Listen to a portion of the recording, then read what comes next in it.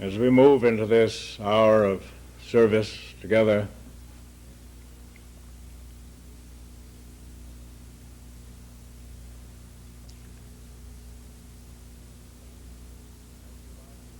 I would remind you of certain basic elements of understanding that we may effectively handle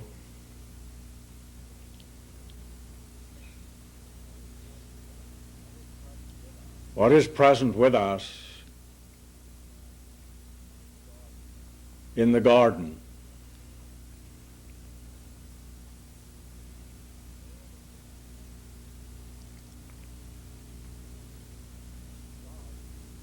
Love is the character of God.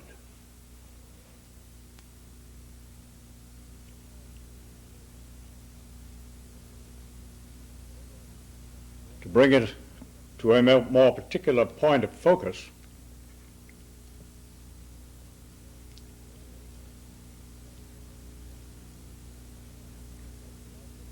it may be rightly said that love is the character of Father God.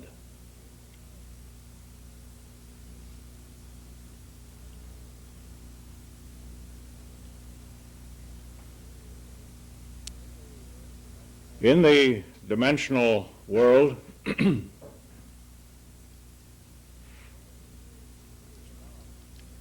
love is substance.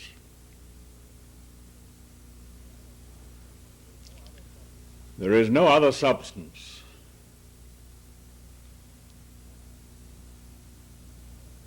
but love.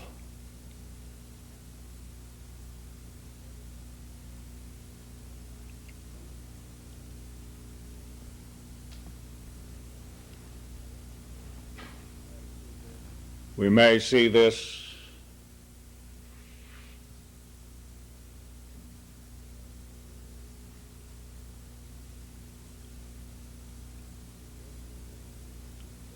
in the universal sense. There is one substance. We identify it by using the word love.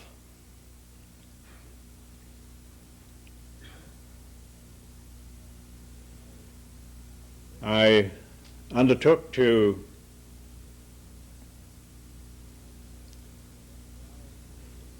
find a dictionary definition of the word substance. There are a number of definitions. I chose certain ones because they particularly emphasize the point which we need to understand.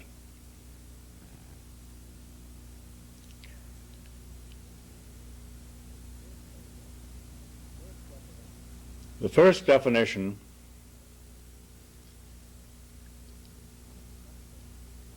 substance is the essential nature of anything, as considered apart from its forms or attributes. The primary or basic element that receives modifications.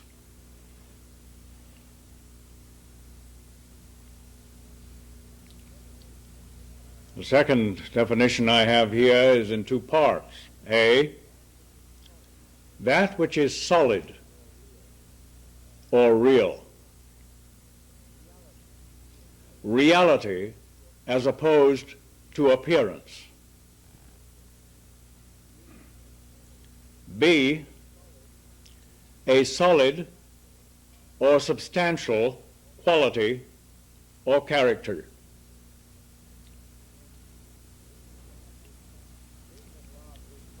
Seeing that love is substance, maybe we could read these definitions again.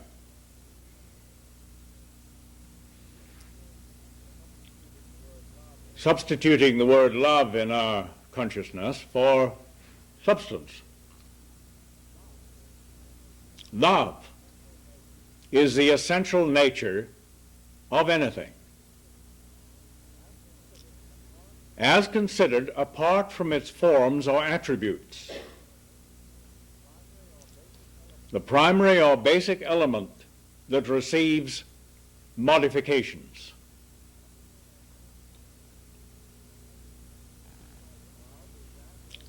Love is that which is solid or real. Reality as opposed to appearance.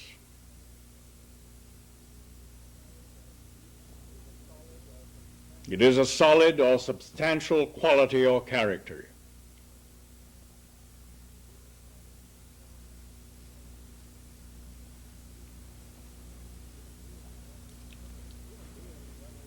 As human beings, when we consider something solid, we usually think of physical form.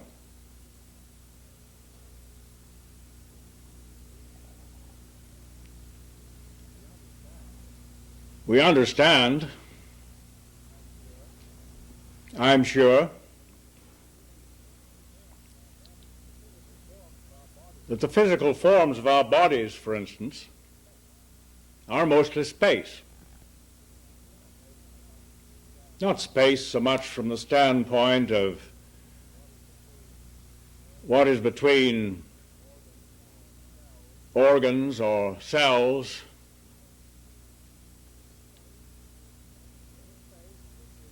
but the space which is present in molecular structure and within the atoms of which the molecules are composed. It has been suggested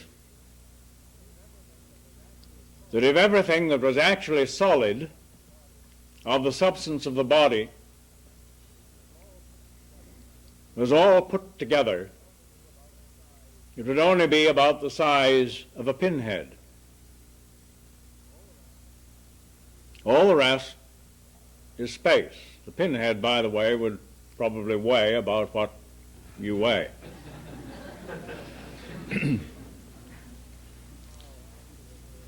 How accurate this assumption may be, I'm not sure, but it illustrates the point. We could say that the most tenuous and ethereal substance of which we are aware is physical substance.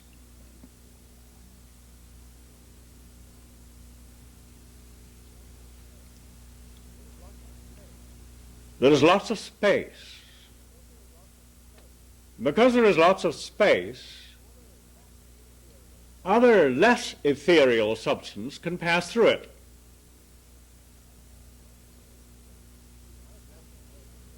Now, I've just made the statement that there is only one substance.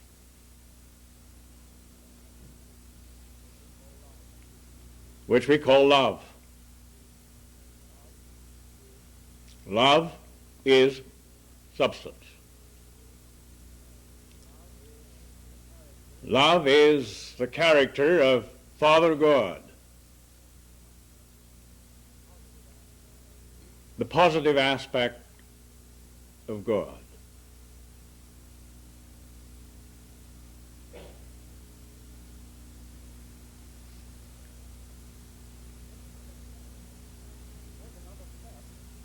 To take another step,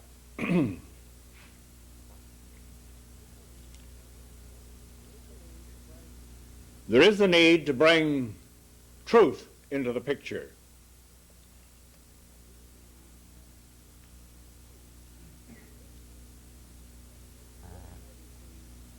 Truth may be seen as a prism.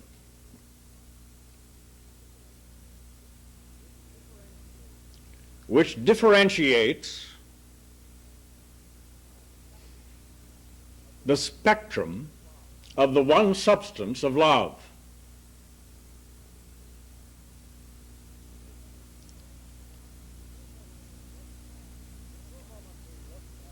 If for a moment we look at white light, the spectrum of which may be produced by a prism, the light shining through the prism, we would have to recognize that all the various aspects of that spectrum in and of themselves are less than the white light.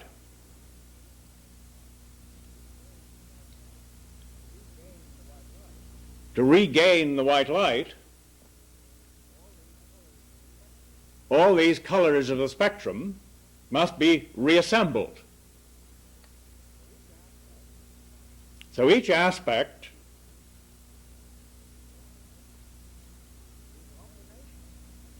is of the nature of white light, but is less than white light. It's only there because there is white light.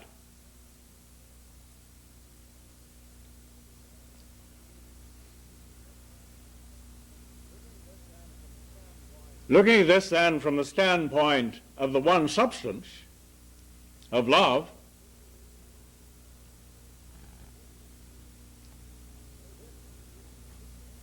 this may be and is differentiated by the prism of truth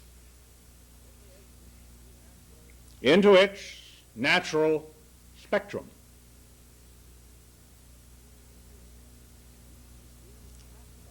Each of these aspects of the one substance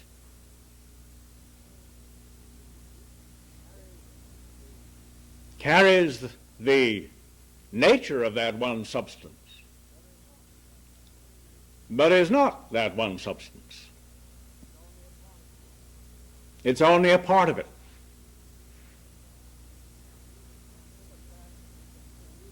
In this fashion, we can see that there may be a multiplication of substances which all derive from this one substance.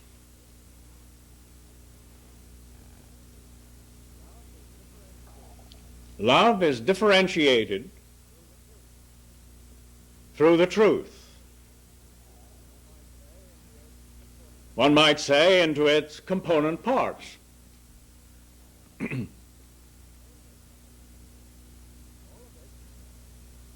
All of which are aspects of this one substance. They're not another substance any more than the spectrum of white light is another substance, is a substance other than white light. Nothing has been added or subtracted. There has just been a modification which occurred. In this definition of love, of substance, there is a statement that it is the primary or basic element that receives modifications. The manner by which those modifications of substance are received is the truth.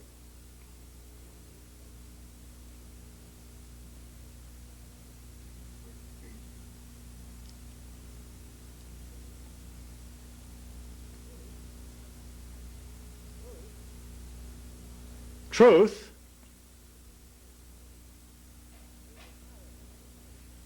is the character of Mother God, the negative aspect of God, the means by which this differentiation of the one substance may occur.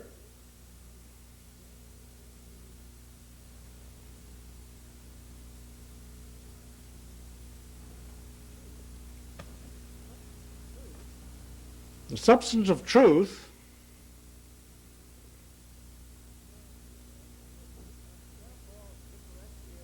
is therefore the differentiated modification of the one substance of love.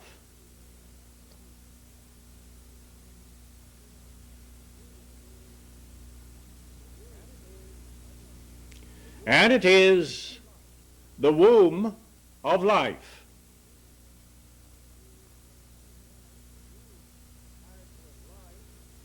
The character of life, or perhaps I should put it the other way, life is the character of the child of God.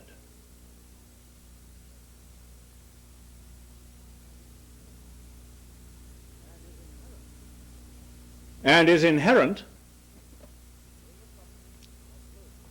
in the substance of truth. The substance of truth, which is a differentiation of the one substance of love.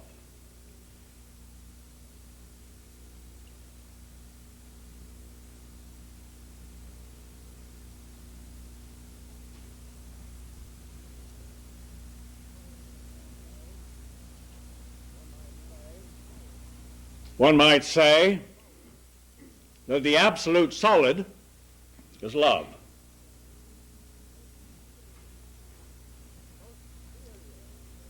And the most ethereal of the differentiated aspects of substance of which we have an awareness, we call physical substance. It is most ethereal, tenuous, because it is mostly space.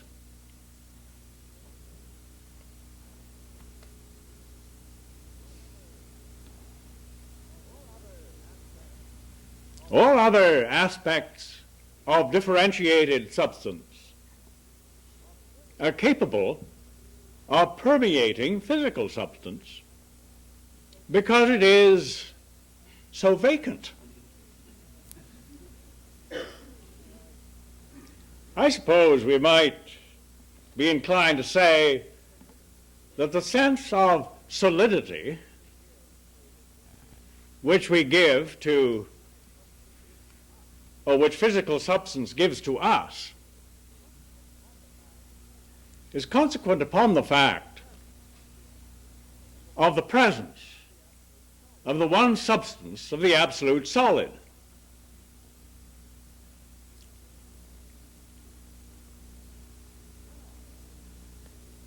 You cannot separate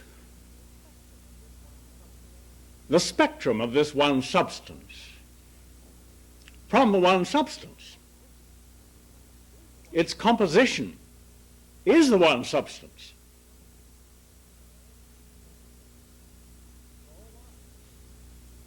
It is all one.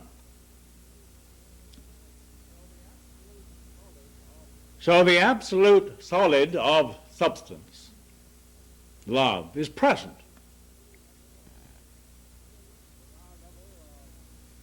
And at our level of experience, we are inclined to think of things as being solid.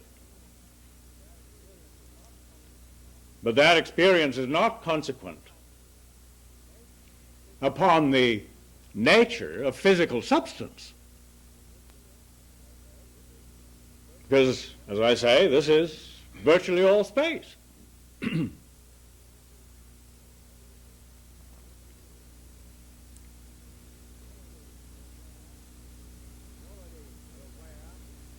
We already are aware, theoretically at least, that each aspect of substance in this spectrum of differentiation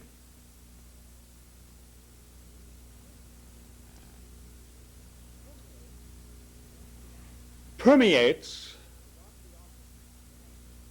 the one beyond it. The starting substance is love.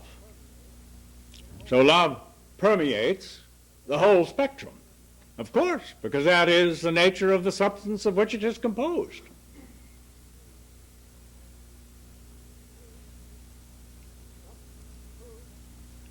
The substance of truth, the substance of the prism, permeates all aspects of substance beyond it. In other words, it is present with all the aspects of the one substance except the one substance itself.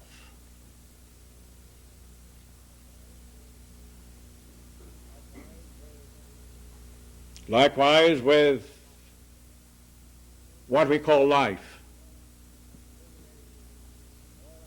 It permeates all aspects of substance beyond it. We have, in a rather arbitrary way,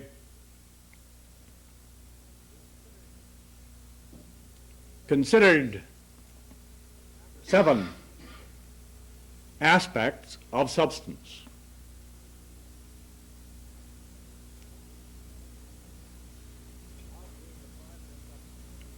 Love being the primary substance, but from this standpoint of consideration, the 7th.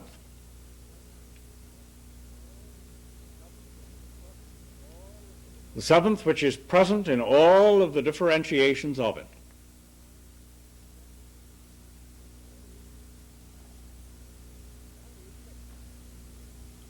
That leaves 6.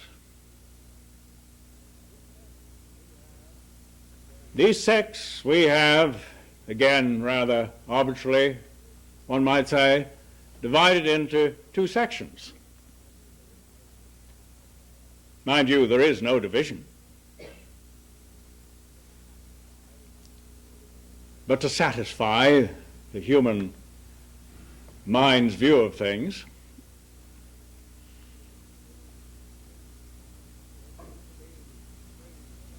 there are seen to be 3 heavenly aspects and 3 earthly aspects of substance.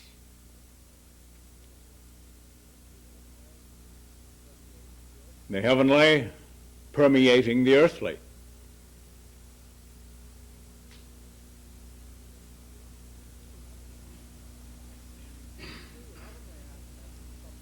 These 3 heavenly aspects of substance,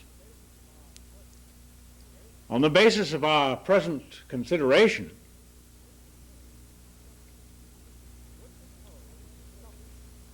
would compose the substance of Mother God.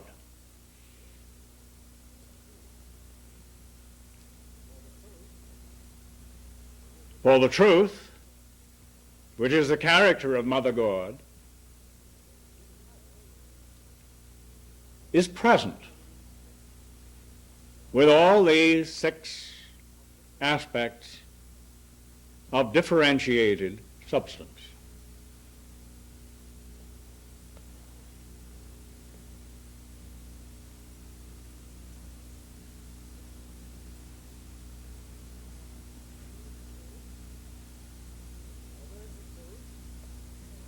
So there is the truth, and then there is life, the substance of life,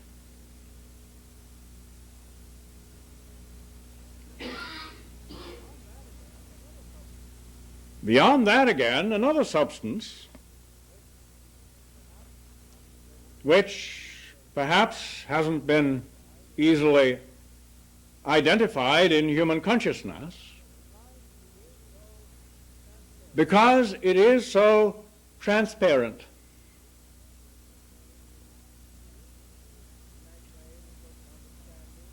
We may claim a certain understanding of love, of truth, of life. Then we come to another level of substance, present in the garden,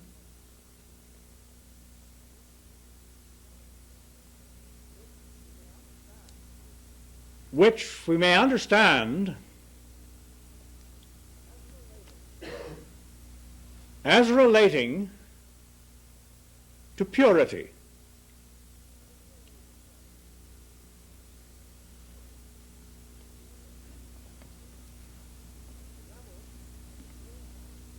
the level of the pure heart in the garden. I'm not talking about human emotions. There are human emotions in what should be Eden, because this aspect of pure substance permeates the earthly substance which is beyond it. So we say we have a heart. We only have a heart because of the heart of God. The heart of God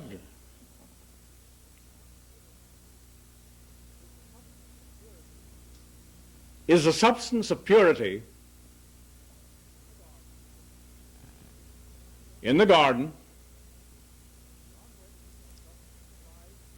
beyond which the substance of life, the substance of truth, and the total substance of love itself may be recognized as there is a looking upward or inward.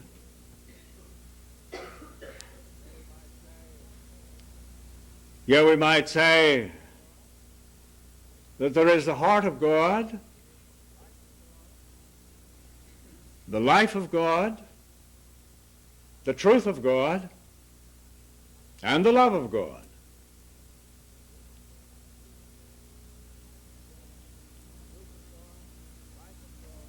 The truth of God, the life of God, and the heart of God are all differentiations of the one substance of the love of God. Differentiations in the garden.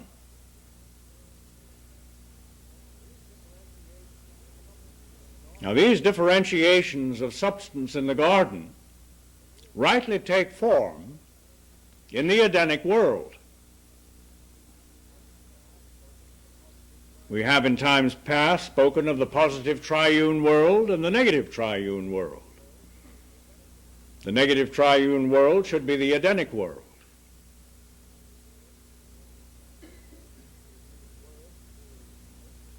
We have used words to indicate the nature of the substance present in this which should be the Edenic world. It is a triune world. There is a substance of spiritual expression, the substance of mental expression, and the substance of physical expression.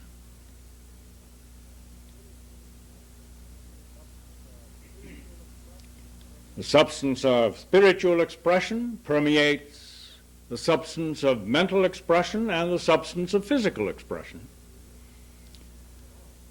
and indeed shines round about. The substance of mental expression permeates the substance of physical expression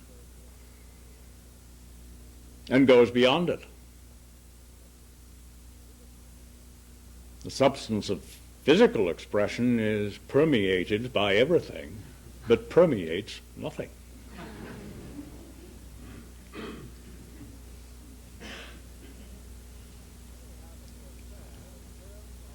Here we have a portrayal in terms of substance, the essential nature of anything. There is a differentiation, substance of love, which is the essential nature of your physical body. The same is true of your mind, your capacity for spiritual expression.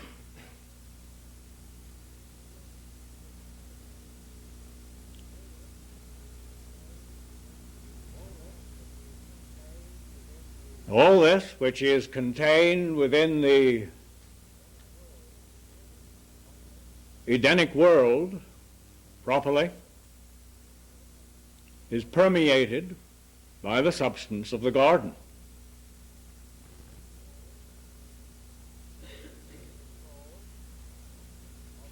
The control of the Edenic world is consequent upon the garden. The design of the Edenic world is consequent upon the garden.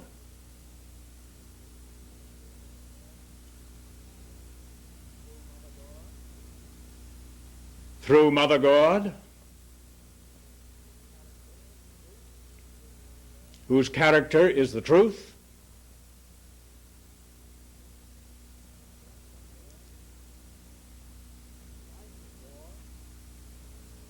life is born so that the child of God may be present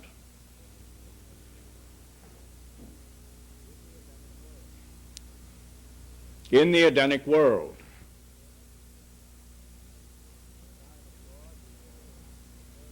The child of God we have referred to in terms of a son or a daughter of God.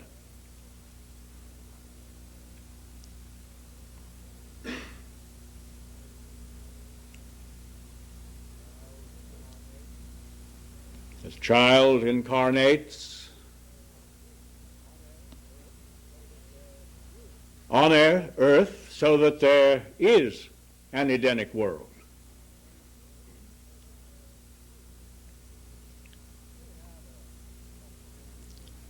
Here we have a comprehensive picture in terms of substance.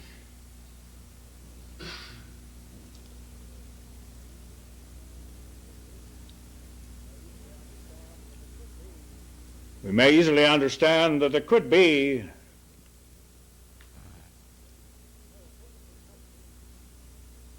no physical substance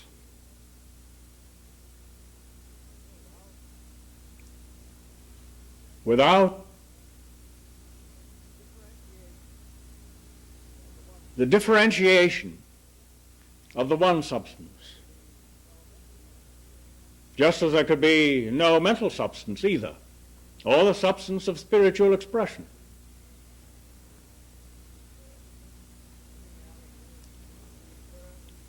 Looking at it in these terms, perhaps there is a greater sense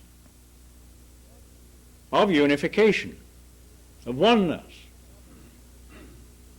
None of these levels of substance exist without the other levels of substance. You can't separate them. In fact, there may be the appearance of separation,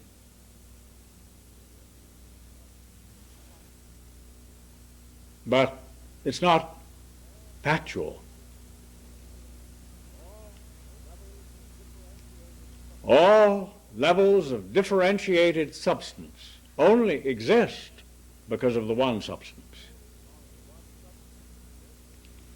As long as the one substance exists, all these levels exist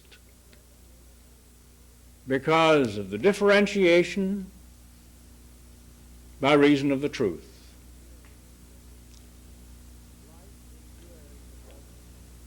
And life inheres in all this substance.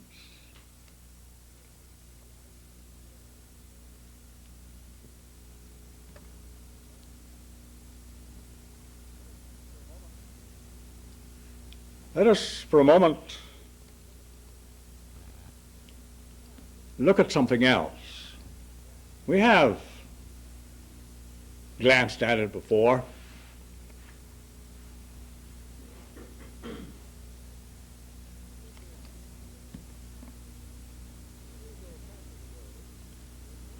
In the usual sense of the word, there is only light because there is an eye to see it.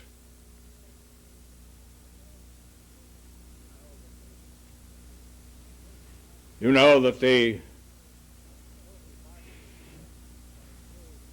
total vibratory spectrum includes far more than light. In fact, light is a very small portion of that total spectrum, and I don't think human beings know how total that spectrum is.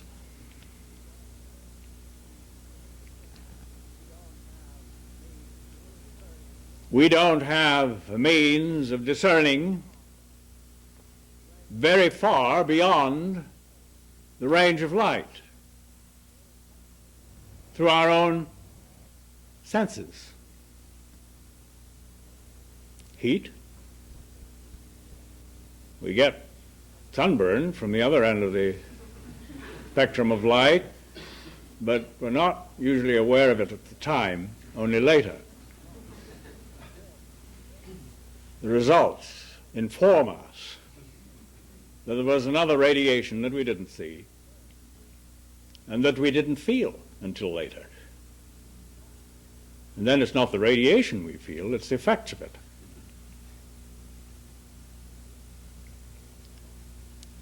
Heat, we know something about.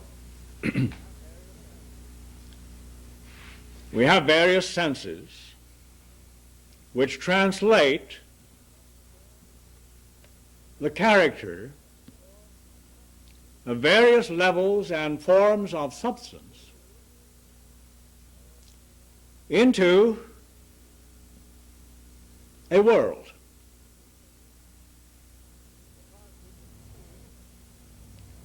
Because we can see, we find ourselves creating a visible world. All the vibratory factors of the substance were present before, but until someone had an eye to see it, it did not reveal a world. Just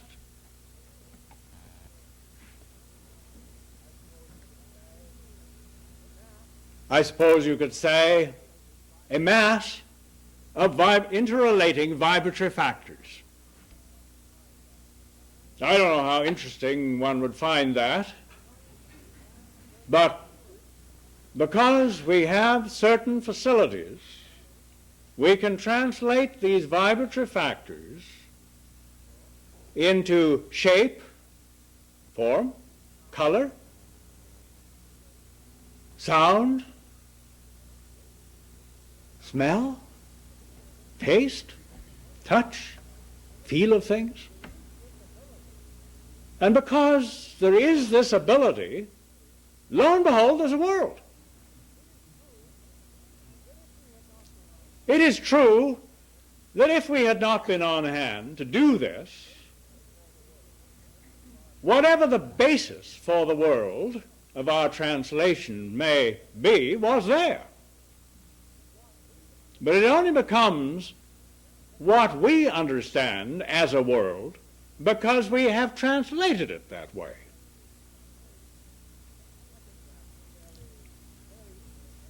I think that's fairly easily seen, actually, isn't it?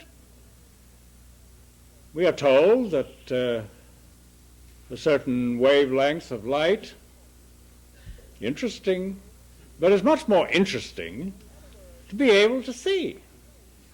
In other words, to translate these wavelengths into something comprehensible, something which has the potential, at least, of meaning.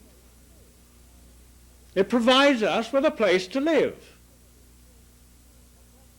and the opportunity of participating in further creation.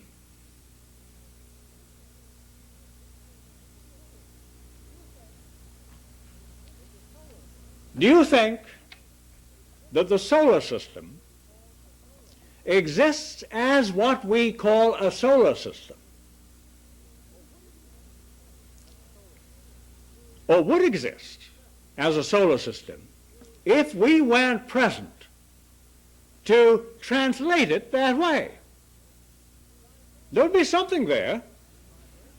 As I say, this conglomeration of vibrations but it requires a facility to create it into what we think of as a world. This was the reason why man was produced in the first place, so that this could be done. And even though he lost his first love, he still has the ability to keep on translating what he discerns, all the vibratory factors that he discerns, into a world, rather an irrational world, a world not very well understood, a painful world, an apparently disastrous world. But he's made it that way by his own translations. Having this ability to translate, or, to put it another way, to create,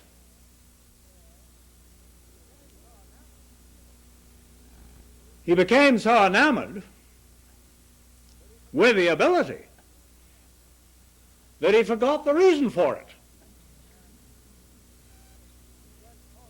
And went hog wild, one might say, in creating a world that was a travesty of the original vibratory factors. But human beings did this. Nobody else did it. It hadn't been foisted upon the human race by some malign devil somewhere.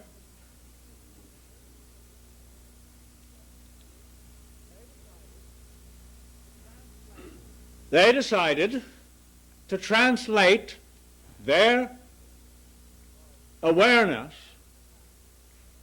of vibratory factors in their own way.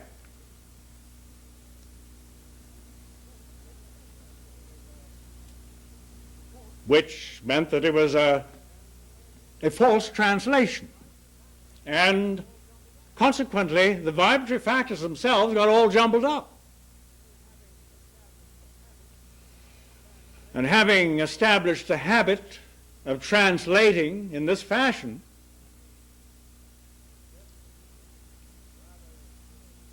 this rather unhappy world has been created.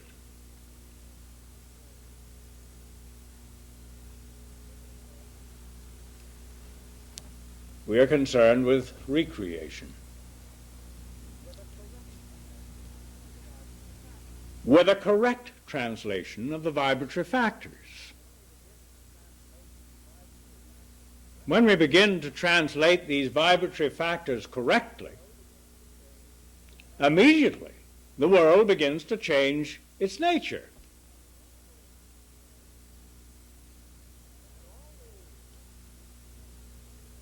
And all the facility for correct translation is available when we kick the habit of incorrect translation. This morning I was speaking of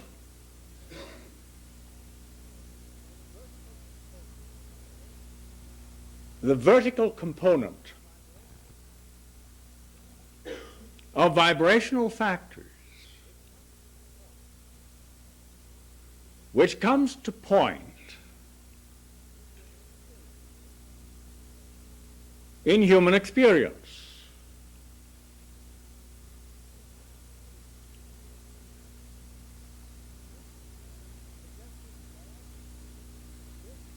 I suggested that this, the garden realm,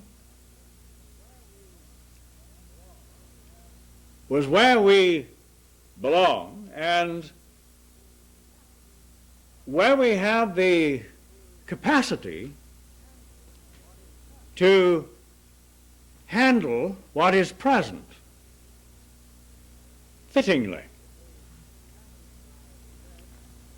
In the passage I read, there was mention made of the tree of the knowledge of good and evil in the midst of the garden, where it belongs. This tree bears fruit,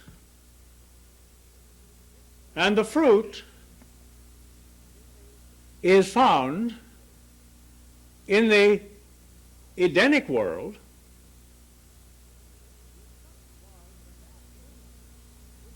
the instruction was that that fruit in the Edenic world should not be eaten, should not be absorbed, should not become the controlling element in the creative activities of man. He would still be a creator because his very nature causes him to be that way.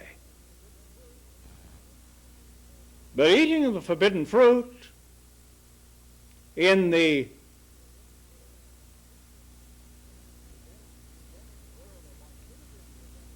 Edenic world, or what should have been the Edenic world, is not now, but was then,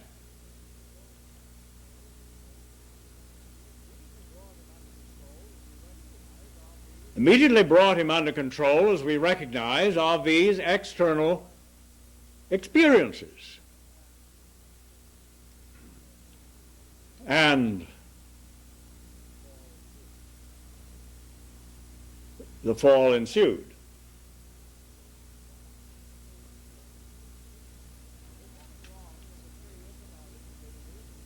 There's nothing wrong with the tree of the knowledge of good and evil. There's only something wrong when man eats the fruit of it. The tree of the knowledge of good and evil is in the garden. There is, universally speaking, a creative movement occurring which is totally beyond the immediate responsibility of human beings. I think probably most people would admit that. They have apparently very little influence on what happens elsewhere in the galaxy.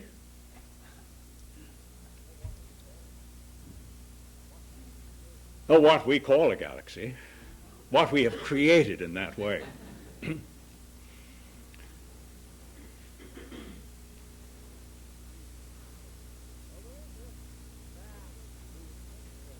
So there is this vast movement occurring over which human beings certainly have no control whatsoever.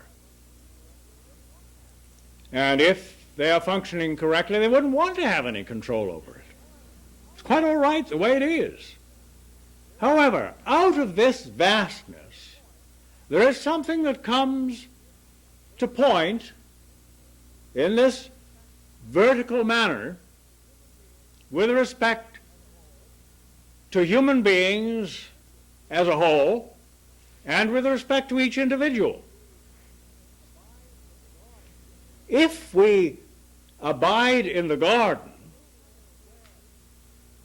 then we may have an awareness of this overall movement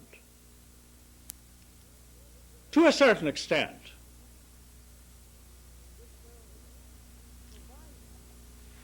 Which will provide us with what is needful for a creative action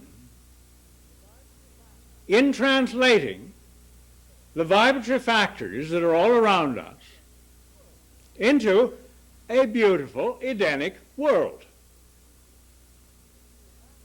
As long as the factors present in the substance of what should be the Edenic world controls us, there is no means whatsoever to create the true world, the beautiful world, the Edenic world. You just go around and around in a circle, which leads into the pit. But coming to us for our right use in the garden are those elements of the universal creative movement which pertain to our field of responsibility. And we have the ability to discern what we have referred to as the fitness of things. What is fitting? How what is coming to us out of this universal movement may be correctly applied within the scope of our actual field of responsibility as individuals and collectively.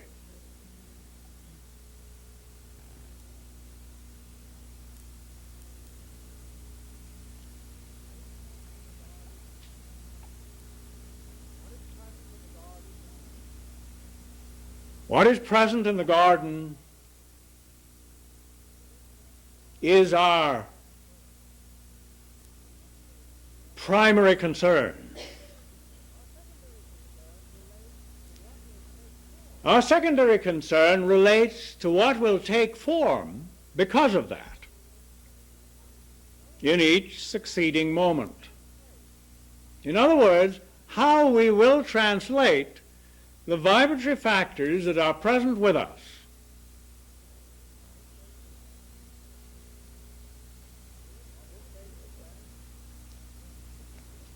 on this basis, then, there is a clarification of this mixed up vibratory state which human beings have made for themselves.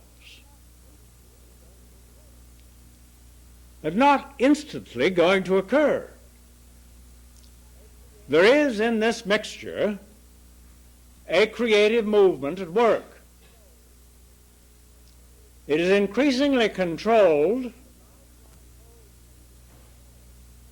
and allowed to unfold fittingly as there are those present on earth who abide in the garden. Then what the future holds will be based in this handling of vibrational factors coming down from God out of heaven. We learn to handle them with a sense of the fitness of things. That's wisdom. Now, as I say, there's a mixed-up state. There is a vibrational mixture produced by wrong human function. Within the scope of the vibratory factors, there are those factors which are part of the ongoing unfoldment. But there are also a lot of other things that have been thrown into the pot, so to speak, so that the whole mass is adulterated. We have spoken of these things in the past in terms of evil on the one hand and evil on the other. Evil being what man has wrongly produced and mixed in with the evil. The evil was quite all right. It's part of the ongoing creative process. So there is much more to be handled in this present state than there would be if it was totally evil. However, the evil is incorporated with the evil now. The only way it can be handled. It shouldn't be there, but it is there. And I think the Lord is quite practical. It's there, so how is it going to be handled? Well, as evolved. That's the only way it can be handled.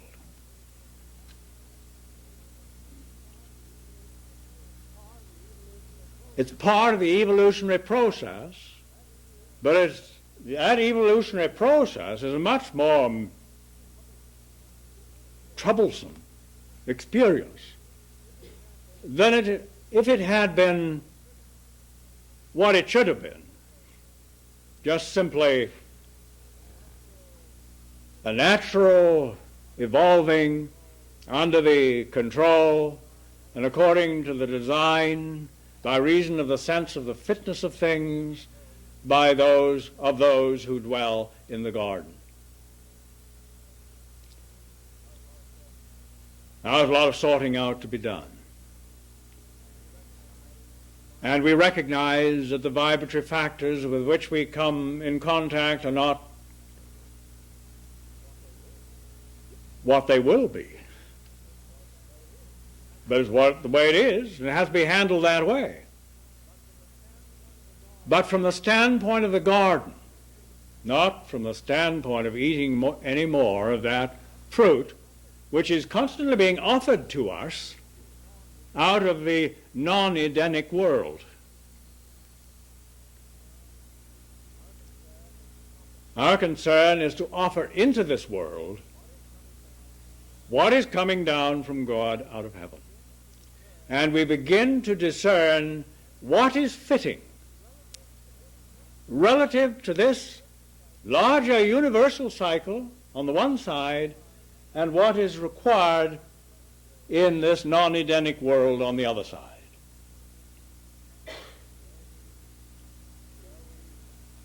Here we assume the position of the connecting link once again.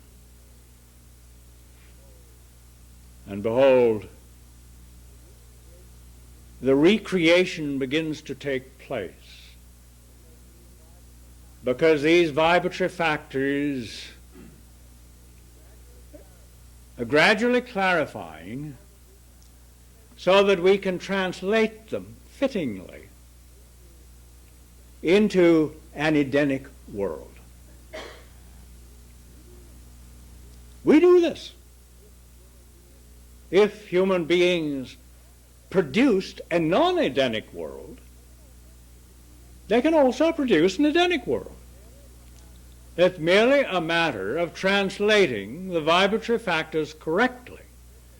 But there is this additional factor of sorting out the vibratory factors so that the right ones are present to be translated correctly. We all have a responsibility in this regard, and this is required of us. I wonder just how much we ourselves individually have given consideration to such necessities. Or have we still been so involved with the non-Edenic world that we had no time to dwell, certainly, in the garden, even though we may have visited it once in a while?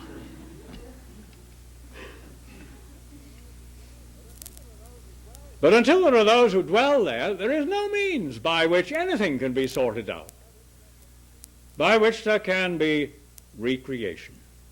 And we are equipped, factually equipped, to handle what is necessary in the garden. But we can't really have a foot in each camp. Even though necessarily we dwell in the non-Edenic world in the external sense, but we know why we're here, what we're here to do. And the changes come in that world so simply when the vibratory factors are translated correctly in the garden. And behold, all things are made new.